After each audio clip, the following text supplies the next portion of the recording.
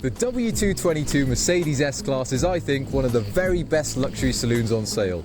It rides better than the new 7 Series, it's got more tech than you'll ever need, and it looks very good if you're not tasteless with the configurator. But what happens if you take a big squishy S-Class, get rid of the rear doors and lop out 90mm out the wheelbase? Well, you get this, the Mercedes S-Class Coupé. But is it a compromised two-door sports car with S-Class underpinnings, or is it one of the very best luxury GTs you can buy? I think we should do a bit of hooning to find out. Okay, so here we are in the S500 Coupé. And the S500 is the baby of the range. Above the S500 you got the S63 and the S65. But on paper, this is no baby. This car has a 4.7 litre twin turbocharged V8.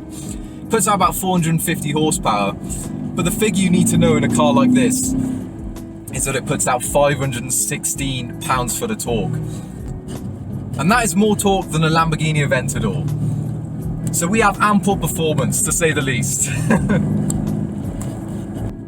So at the moment, we're on some really twisty, technical B roads. And we'll get to what the car's like on these in a second, but the first things you notice when you move off in the S500 is first the silence of the thing. So turning the car on, you get a little bit of a blare of revs. You know exactly how many cylinders you're running, but yeah, then it settles into a really smooth, quiet idle.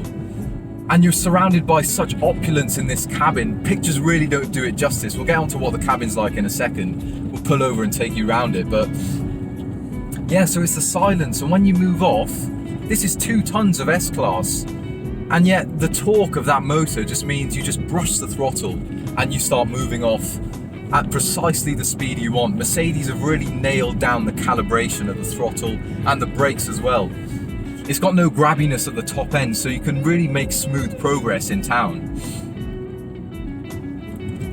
But the car does feel big. It feels all of its size, because this car is the same size as an Audi Q7, which is remarkable when you look at the two side by side. And it's a big 2-ton heifer lump, so you really want the steering to be accurate and to be reassuring, which it is, but for my taste it's a bit too artificial and it's a little bit light off center. And that can allow the car to be dragged a little bit left and right, and it can wander just a bit more than you like. But at some point you're going to be fed up of mooching around town and you'll want to find some faster, more open bits of road to stretch the car's legs. What happens then? Well, you find the refinement is exceptional. This car is whisper quiet at high speed. The ride is really nice, the damping settles down at speed, this airmatic suspension is just great. But there are a few nitpicks that I can find. One of which is that steering, which is a little bit light and vague off center. It means that you have to correct the car a little bit more than you'd want in the motorway. Ideally, you want it to just sit between the lines and do all the work for you, but yeah, you have to do a bit more correction than you'd want, so you can't fully relax. So yeah, this car runs on air springs, as all the S-Class Coupés do. And as usual with air suspension, it really smothers the bigger bumps in the road. And it just feels like you're on this pillowy, soft carpet just gliding down. But what it does struggle with is the smaller, finer imperfections. And in the UK, we have plenty of those on the road. And it does tend to crash a little bit and send a jolt through the chassis. So yeah, it's not bad. You've seen the sills, they're really beefy on this car in an attempt to get some more structural rigidity into it. But yeah, and also on some really rough surfaces, it does send some coarseness into the cabin, which I really didn't expect. Of course, by normal standards, it is fantastic. This is one of the best riding cars on sale. But for 100 grand, you've got a nitpick. If you're enjoying the video, please hit the like button and subscribe to our channel for more reviews, track drives and messing around.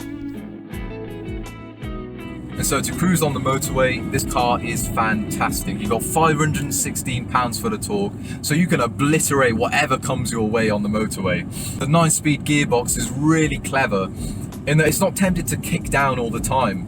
It can use all that torque and maintain that serenity in the cabin, which is really important. If you've got all that torque, you might as well use it. So what happens when you find a nice road that's a bit twisty and it's empty and you're ready with this 4.7 litre V8? What happens when you let it off the leash?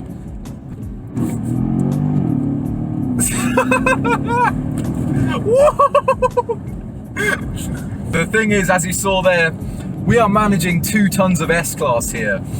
So when you get to some challenging, properly bumpy roads, the air suspension can't really cope, so you really need to switch it to the sports setting to get any kind of body control, because otherwise you'll be all over the place, bouncing up and down, and it feels really aloof and disconnected. But yeah, what becomes immediately apparent is the fact that this isn't a sports car. Mercedes aren't aiming it as a sports car, and it shouldn't be driven as one.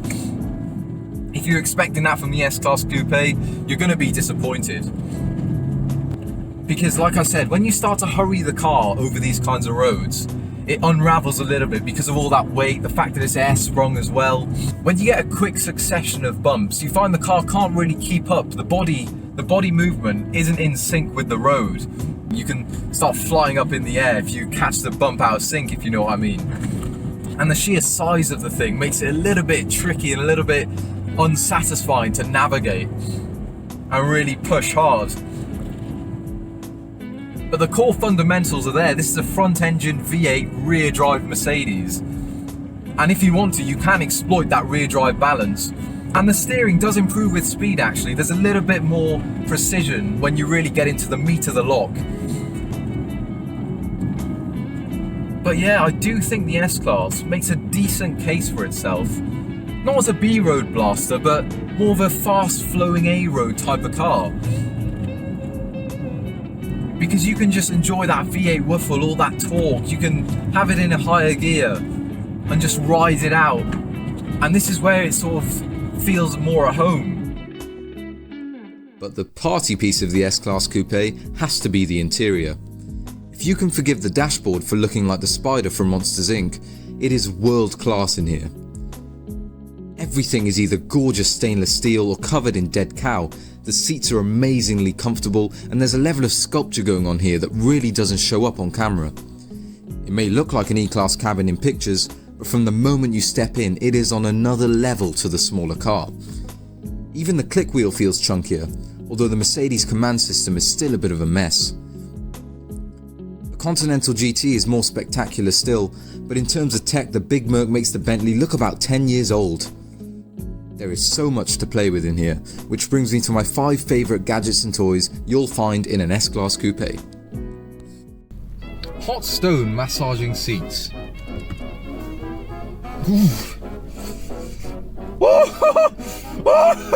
7 different ambient lighting settings, so you can look like a baller on your Snapchat story. Scented air conditioning. A 360-degree surround camera. A Burmeister hi-fi so you can listen to all your favourite banging tunes.